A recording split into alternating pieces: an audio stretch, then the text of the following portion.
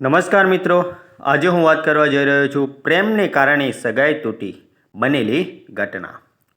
નૂપુરની સગાઈ થઈ એ વાતના સમાચાર જંગલમાં લાગેલી આગની જેમ ફેલાઈ ગયા. એની બહેનપણીઓ એ વાતે ખુશ થઈ કે ચાલો પત્યો, એક ધરખમ કંપનીનો પબ્લિક ઇસ્યુ પૂરો થયો. હવે બીજી નાની કંપનીઓના શેરોનો ભાવ કંઈક ઉચકાશે. અને આ સમાચાર જાણીને નૂપુરના પગનું ઝાંઝર બનવા માટે થનગનતા યુવાનો બળીને ખાખ થઈ ગયા. એમની રાખમાંથી પણ એક જ નિશાસો ઉઠતો હતો. આ 5.5 ફૂટના ગુલાબી પડીકામાં વીંટાયેલા રૂપના ખજાનાને આખરે એનું સરનામું મળી ગયું.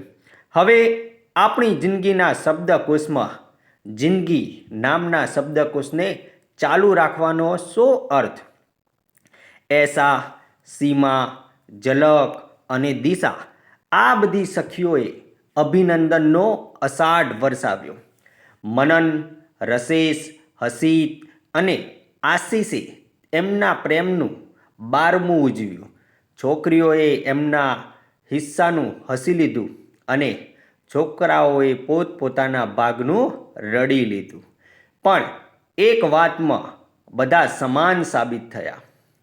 અંગત હરખ શોખના આ સારા નરસા અવસર ઉપર દંભની ચાદર ઢાંકીને એ તમામ મિત્રો નૂપુરને વીંટળાઈ વળ્યા.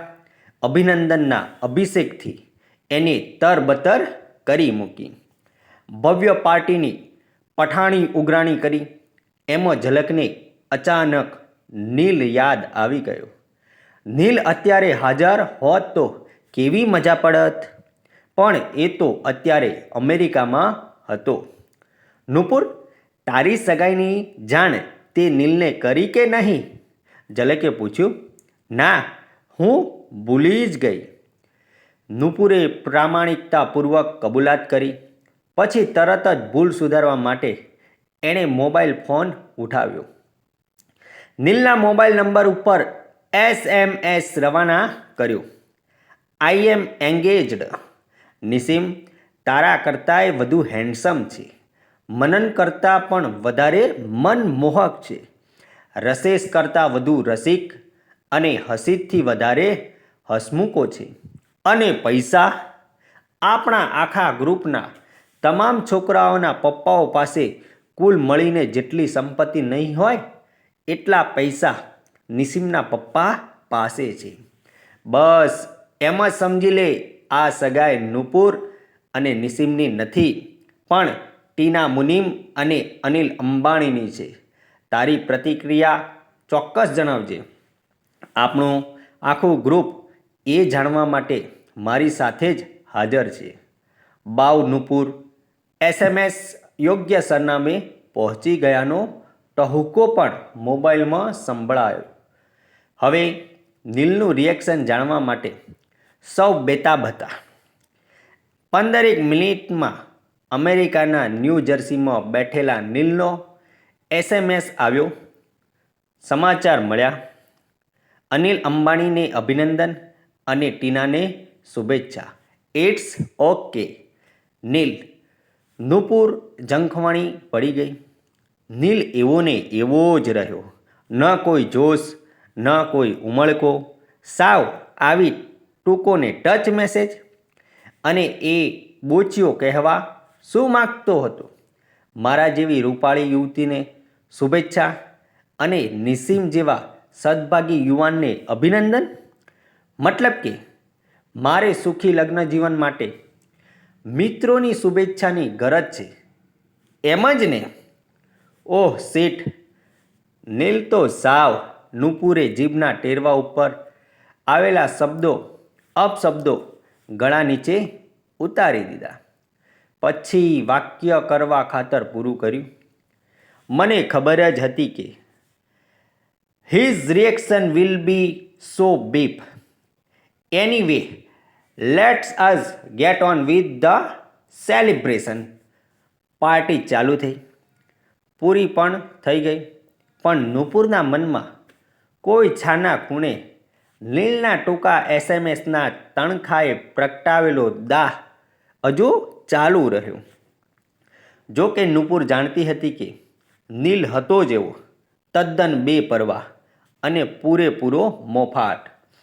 બીજા યુવાનોની જેમ એણે કદીએ નુપુરના રૂપને જોઈને મોંમાંથી લાળ ટપકાવી નહોતી. એ મિત્ર હતો અને હંમેશા એક મિત્રની જેમ જ વર્ત્યો હતો. અઠવાડિયા પછી નુપુરે નીલ ઉપર બીજો મેસેજ રવાના કર્યો. એકાદ મહિના પછી અમારા લગ્ન નક્કી થયા છે. વરપક્ષને સાજે એવી ખરીદી મારા પક્ષે થઈ રહી છે. લાગે છે કે 10 લાખનું ખર્ચ અમારે પણ કરવું પડશે. પપ્પા ચિંતામાં છે. કદાચ કોઈની પાસે હાથ લાંબો કરવો પડે. નુપુર. 10મી મિનિટે નીલનો જવાબ આવ્યો, ટૂંકો અને ટચ. સમાચાર જાણ્યા. It's okay. પૈસાની સગવડ બીજે ક્યાંથી ન થઈ શકે તો મને લખજે. બાય. નુપુર ગુસ્સાથી સળગી ઉઠી. આ માણસ આવો કેમ છે? આવડી મોટી રકમ આપવાની વાત પણ આટલા ટૂંકા વાક્યમાં કેમ કરે છે? આ પુરુષને ક્યારેય પૂરેપૂરું ઉઘડતો આવડશે જ નહીં કે શું? જા, નથી જોઈતા તારા 10 લાખ. મૂંજી બીઢા જોયા.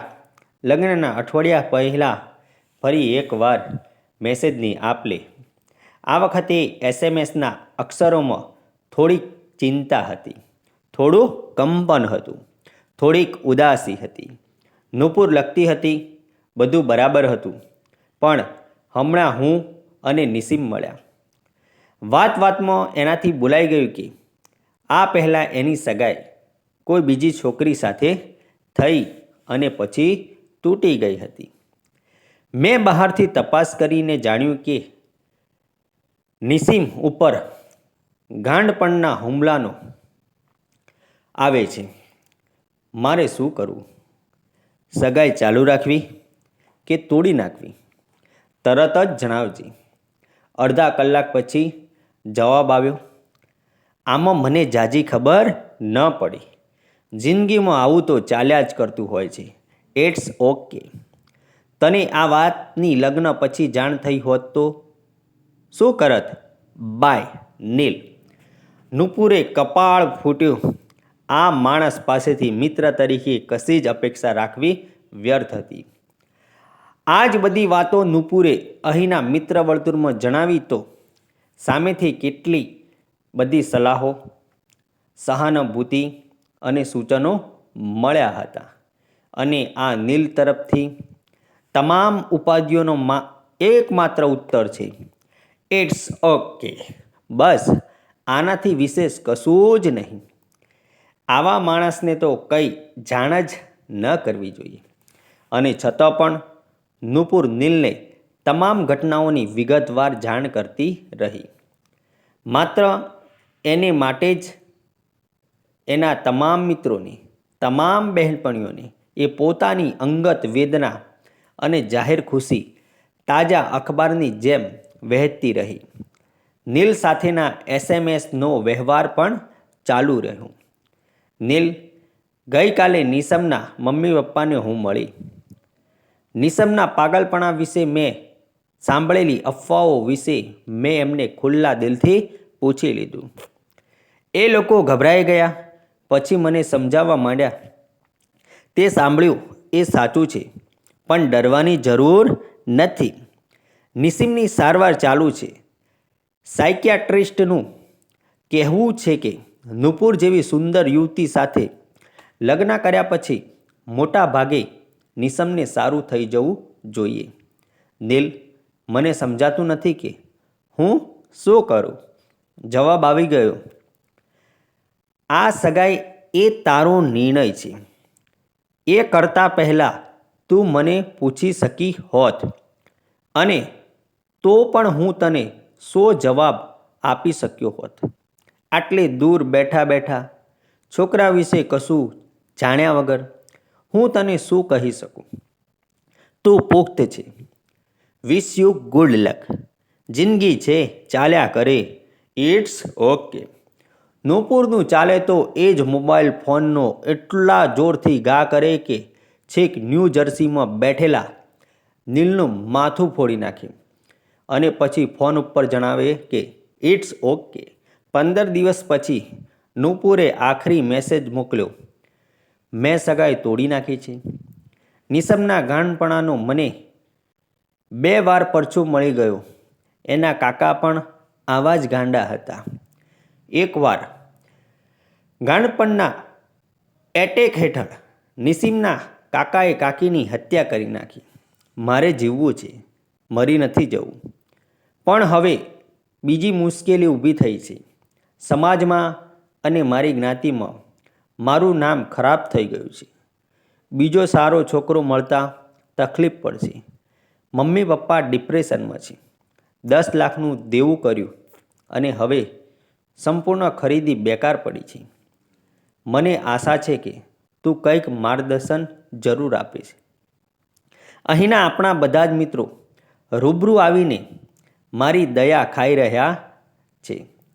જવાબમાં બીજી જ મિનિટે SMS આવ્યો, તારો પાસપોર્ટ તૈયાર છે, ન હોય તો કઢાવી રાખ, હું આવું છું. મારી નૂપુર બદનામીનો શિકાર થાય એ કેમ ચાલે? પપ્પાને કહેજે કે આપણા લગ્નની તૈયારી શરૂ કરી દે. અને ખાસ વિનંતી, હું માત્ર તને લેવા માટે જ આવી રહ્યો છું. પેલા કરિયાવરનું શું કરવું એ તું જાણે. મારે એની જરૂર નથી. It's okay. નીલ. અચાનક નૂપુરની આંખોમાં તળાવ છલકાયું. નીલ કેટલો સમજદાર છે, કેવો નિખાલસ છે, કેવા સરસ મેસેજ મોકલી શકે છે. અને એ મૂંજી, બોચ્યો કે મીંઢો તો જરાય નથી. અને તેનું આ ઇટ્સ ઓકે તો કેટલું મીઠું લાગે. આવા જ નવા વિડીયો જોવા માટે અમારી ચેનલ સાથે બન્યા રહેજો. વિડીયોને શેર કરી દેજો અને ચેનલને સબસ્ક્રાઈબ કરી દેજો, જેથી કરીને મિત્રો મને નવા વિડીયો બનાવવાની મજા આવે. આવજો મિત્રો. જય માતાજી. ફરી પાછા મળીશું.